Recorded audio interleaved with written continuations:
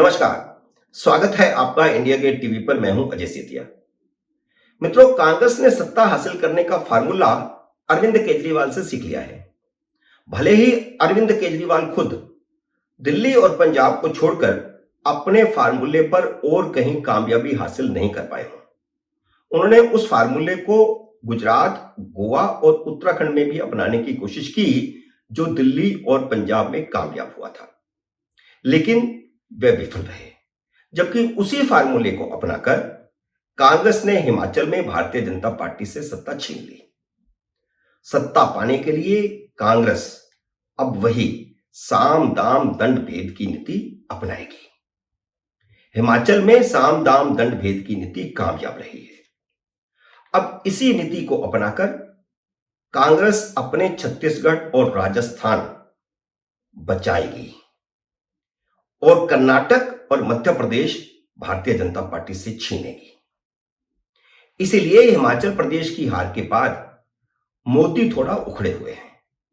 हिमाचल प्रदेश में मोदी सरकार की जन कल्याण की वे सारी योजनाएं फेल हो गई जिनका ढिंढोरा पिछले 8 साल से पीटा जा रहा था। कांग्रेस ने सिर्फ 3 वायदे करके भारतीय जनता पार्टी को हिमाचल प्रदेश में पटकनी दी है। ये 3 वायदे हैं: पुरानी पेंशन योजना, 300 यूनिट फ्री बिजली और महिलाओं को 1500 रुपए महीने की पेंशन।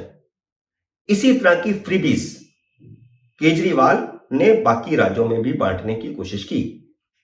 दिल्ली में बटी, पंजाब में बटी, लेकिन गुजरात, उत्तराखंड और गोवा में उनके ये फार्मूले फेल हो गए।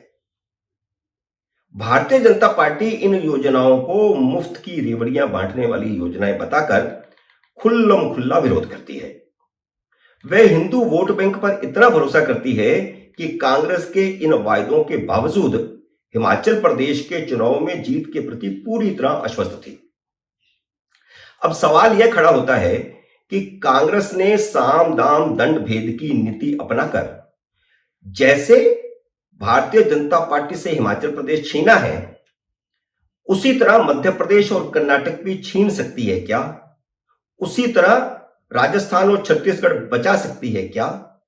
तो अगर नरेंद्र मोदी सरकार ने आगामी बजट में जन कल्याण की कोई बड़ी योजना लागू नहीं की और चुनाव वाले राज्यों में पुरानी पेंशन योजना को बहाल नहीं किया, तो इसकी प्रबल संभावनाएं बन रही है कि भारतीय जनता पार्टी मध्य प्रदेश और कर्नाटक से हाथ धो बैठेगी। हालांकि पुरानी पेंशन योजना राज्यों की आर्थिक स्थिति चौपट कर देगी, लेकिन यह भी सच है कि बाजार आधारित नई पेंशन योजना कारगर साबित नहीं हुई है, क्योंकि उससे पेंशन की राशि घट गई है। इसलिए केंद्र और राज्यों को मिलकर कोई नया रास्ता निकालना होगा जो पुरानी और नई पेंशन योजनाओं से अलग मध्य मार्ग हो सकता है, जिसमें रिटायर्ड कर्मचारी को कम से कम गुजारे लायक पैसा तो मिले। पुरानी पेंशन योजना भी आज की स्थिति में कारगर नहीं है, क्योंकि उसने सरकारों पर इतना बोझ बढ़ा दिया था कि उसे बदलना पड़ा था। हम हिमाचल प्रदेश का ही उदाहरण लेते हैं, जहां कांग्रेस सरकार ने पुरानी पेंशन योजना को लागू करने का वादा किया है। 2021-22 में हिमाचल को 9,282 करोड़ रुपए का रेवेन्यू हासिल हुआ था। उसका पेंशन भुगतान 7,082 करोड़ रुपए था, जो नई पेंशन योजना के कारण उस पर बोझ नहीं बना। सोचिए, अब हिमाचल प्रदेश में पुरानी पेंशन योजना लागू होने पर सरकार की क्या हालत होगी, क्योंकि यह सारा बोझ अब हिमाचल प्रदेश सरकार पर पड़ेगा। सारे विकास कार्य तो ठप हो ही जाएंगे, कर्मचारियों को देने के लिए वेतन के पैसे भी नहीं होंगे। इसी तरह राजस्थान के अपने टैक्स रेवेन्यू में पेंशन का हिस्सा पहले ही 28 गुना से ज्यादा बढ़ चुका है। कमलनाथ ने ऐलान कर दिया है कि मध्य प्रदेश में कांग्रेस सत्ता में आई तो पुरानी पेंशन योजना लागू की जाएगी। अब इसी तरह का ऐलान कर्नाटक में भी हो जाएगा। राजस्थान और छत्तीसगढ़ में कांग्रेस सरकारें बिना वित्तीय बोझ की परवाह किए पहले ही पुरानी पेंशन योजना का दांव खेल चुकी हैं। चुनाव वाले इन दोनों राज्यों के सरकारी कर्मचारी उसके पाले में जा चुके हैं, जो जीत का पहला पड़ाव होता है। इसलिए हिमाचल के बाद भारतीय जनता पार्टी राजस्थान और छत्तीसगढ़ में मात खाने को तैयार रहे। जैसे ही हिमाचल प्रदेश में 3 मुद्दों ने कांग्रेस को सत्ता दिला दी थी, वैसे ही इन दोनों राज्यों में भी कुछ मुद्दे और जोड़े जाएंगे। जैसे राहुल गांधी की भारत जोड़ो यात्रा के दौरान ही राजस्थान के मुख्यमंत्री अशोक गहलोत ने 1 अप्रैल से उज्ज्वला योजना के लाभार्थियों को 500 रुपए में गैस सिलेंडर देने का ऐलान किया है। राहुल गांधी ने बाकायदा ट्वीट करके अशोक गहलोत को बधाई दी और योजना की तारीफ की। राहुल गांधी अपने भाषणों में लगातार बार बार जन कल्याण की योजनाओं और कुछ परिवारों को लाभ पहुंचाने वाली योजनाओं की तुलना करके नरेंद्र मोदी पर हमला कर रहे हैं। अब जब राहुल गांधी ने गहलोत की योजना की तारीफ की है, तो यह छत्तीसगढ़ झारखंड सरकारों को एक संकेत है कि वे भी अपने राज्यों में इन योजनाओं को लागू करें। और इसके अलावा कर्नाटक और मध्य प्रदेश की कांग्रेस कमेटियों को भी संदेश है कि वह इसे चुनावी वायदे के तौर पर इस स्कीम को शामिल करें। राजस्थान उन 5-6 राज्यों में से एक है जहां केंद्र सरकार की इस योजना के लाभार्थी सबसे ज्यादा है। राजस्थान में उज्ज्वला योजना के लाभार्थियों की संख्या 67 लाख थी, जो आर्थिक रूप से पिछड़ों को भी जोड़ने के बाद अब दुगनी से भी ज्यादा हो गई, करीब करीब दुगनी। 1,31,00,000 से भी ज्यादा लाभार्थी हैं राजस्थान में। हर परिवार में 3 वोटर भी हों तो कम से कम 4 करोड़ वोटर समझिए।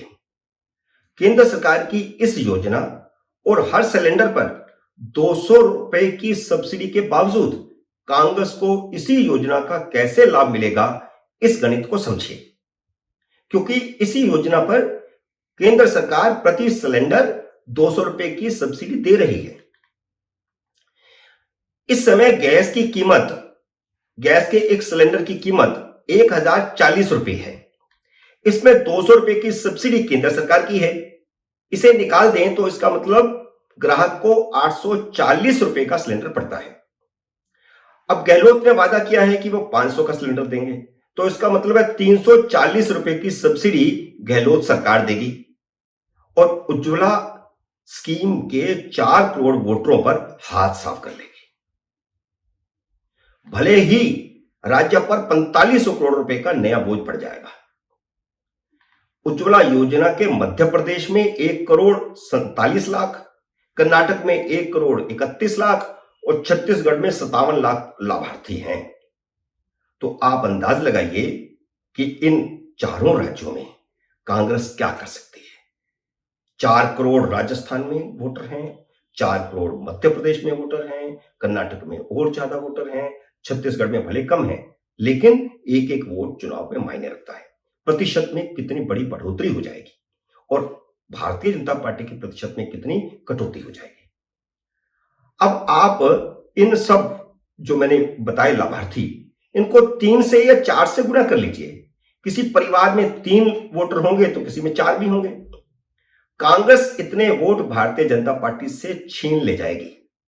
यानी मोदी सरकार की योजना कांग्रेस को वोट दिलाएगी। इसे कहते हैं हाथ की सफाई, जो कांग्रेस को जादूगर अशोक गहलोत ने सिखा दी है। मित्रों, उम्मीद है मेरा यह विश्लेषण आपको पसंद आया होगा। इसे लाइक करिए, शेयर कीजिए और अगर आपने मेरे यूट्यूब चैनल को सब्सक्राइब नहीं किया तो कृपया सब्सक्राइब भी कीजिए और घंटी का बटन भी दबाइए ताकि जैसे ही मेरा नया वीडियो आए आपको सूचना आए। मेरे नए वीडियो का करिए इंतजार। तब तक नमस्कार।